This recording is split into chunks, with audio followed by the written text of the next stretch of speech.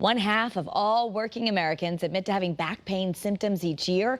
Experts estimate that as much as 80% of the population will experience a back problem at some point in their lives.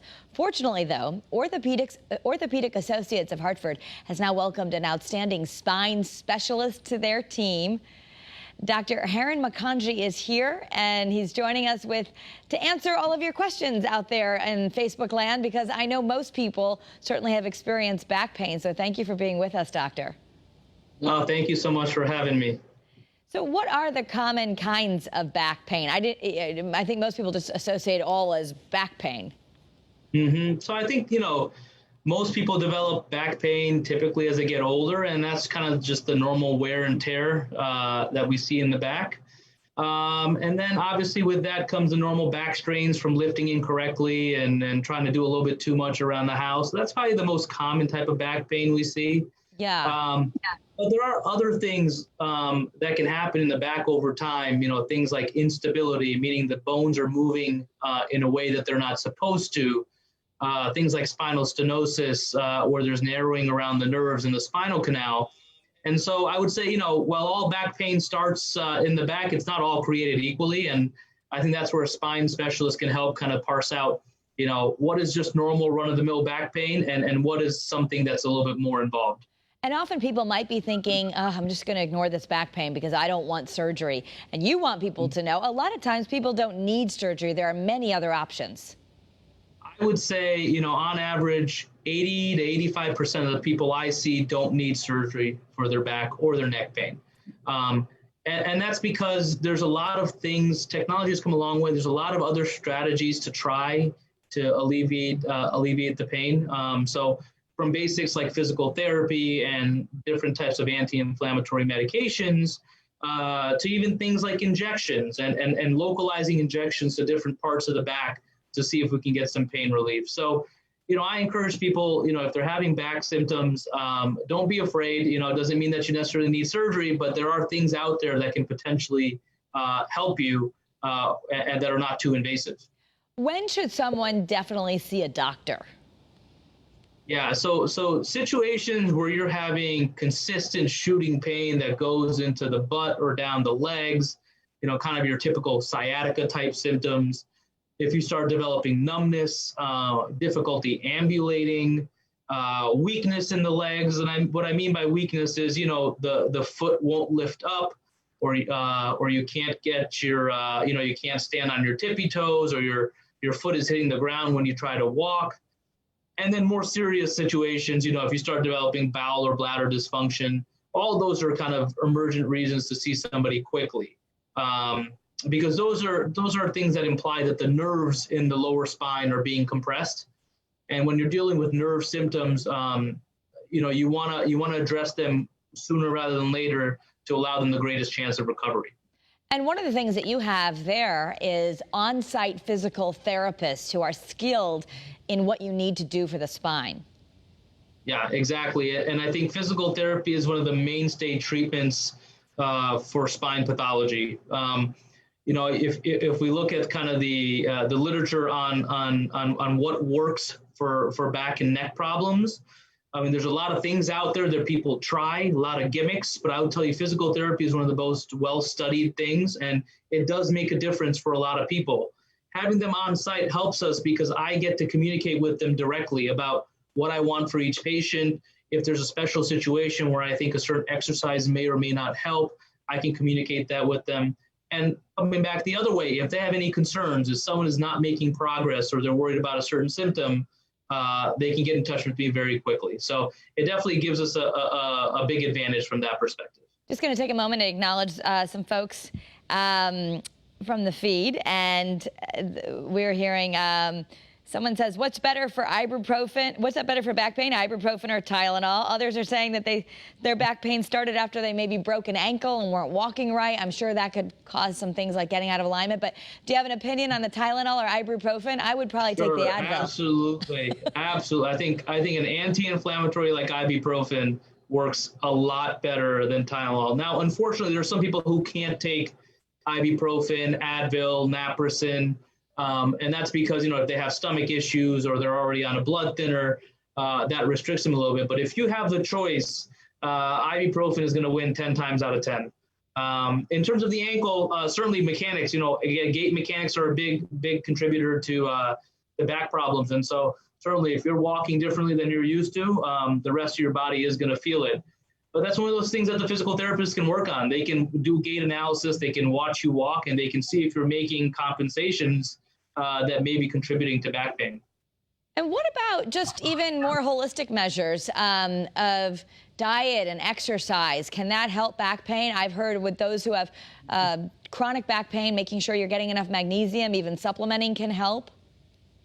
Yeah, I mean, all those things I think are difficult to study on a scientific level, but I tell my patients all the time, if you have something that works for you, then do it, because the odds are that it's going to help you, and the risk of it doing something harmful to you is very low. Mm-hmm. So things like acupuncture, chiropractic treatment, all those kind of modalities that we hear about, I encourage my patients to do it. I don't anticipate, it's hard for me to predict whether it's going to help them or not, but I always think it's worth trying, especially if everything else that we're doing is not working. Right.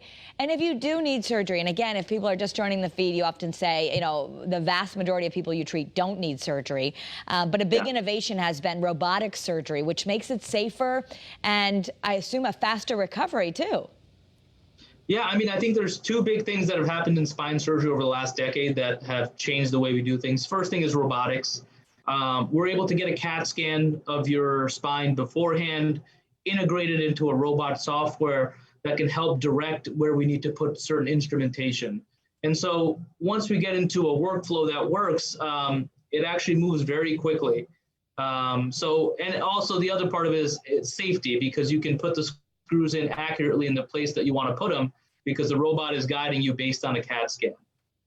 In terms of other things, I think more and more we're beginning to shift towards doing surgery from different approaches. So the traditional going all through the back to do spine surgery is still relevant, but there's many more approaches where you go through the side, through the flank, sometimes through the front, through the belly. And the results from those types of surgeries and the recoveries from those types of surgeries are a little easier than your traditional all through the back surgery. So early intervention is important. It's not a good idea to just keep ignoring your back pain, right? Yeah, I mean, I think there's certain back pain that, if you lift something heavy, it hurts for a couple of days, then it goes away. I think that kind of stuff is okay. But if you have consistent back pain, especially with certain motions, and especially pain that's radiating into the lower extremities or causing numbness or tingling, you want to address that early on, because early on there are interventions that can help you, that can potentially stop it from getting worse.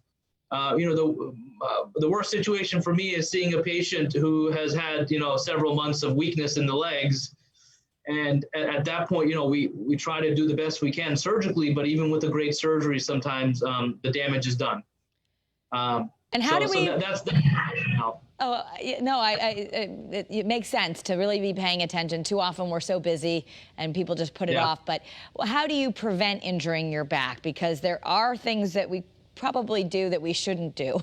Yeah, absolutely. I'll be the first one to tell you I'm just as guilty as everybody else. And I think the big thing it starts with, at least from a muscular standpoint, is lifting things correctly. Using your legs and bending through the hips and the knees instead of bending through the back.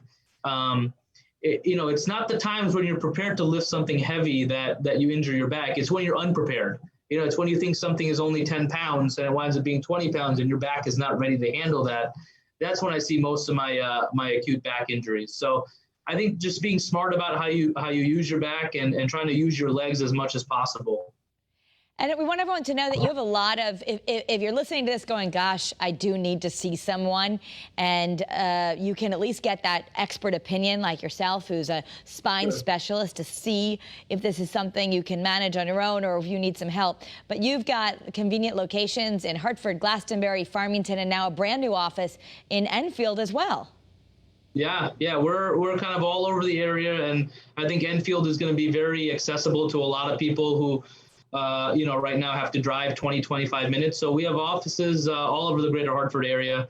And I think accessibility is a big thing. We can typically get you in, within a week, there's myself, there's 2 other spine specialists. We also have a team of physiatrists who also deal with doing spine injections, and they're kind of our injection specialists. So amongst all of us, we can get you in pretty quickly to see somebody. And I just want to put it up on the screen again in case people are wanting that information. It's Orthopedic Associates of Hartford, and there's a website too, oahct.com. You can find out more information there, or the phone number is 860-549-8252. So thank you so much, Doctor, for being with us, and welcome Absolutely. to the practice. I know if people are interested in what you have to say, you can reach Dr. Makanji right there at the practice and schedule an appointment either with you or someone on your team. Yeah, absolutely. I'm glad to be up here, and I hope hope to bring some new technology and spine surgery to the area, and just keep doing good things for patients, as the practice has been doing for a long time. Absolutely. Thanks so much for sharing some information with us today. Absolutely. Thanks for having me.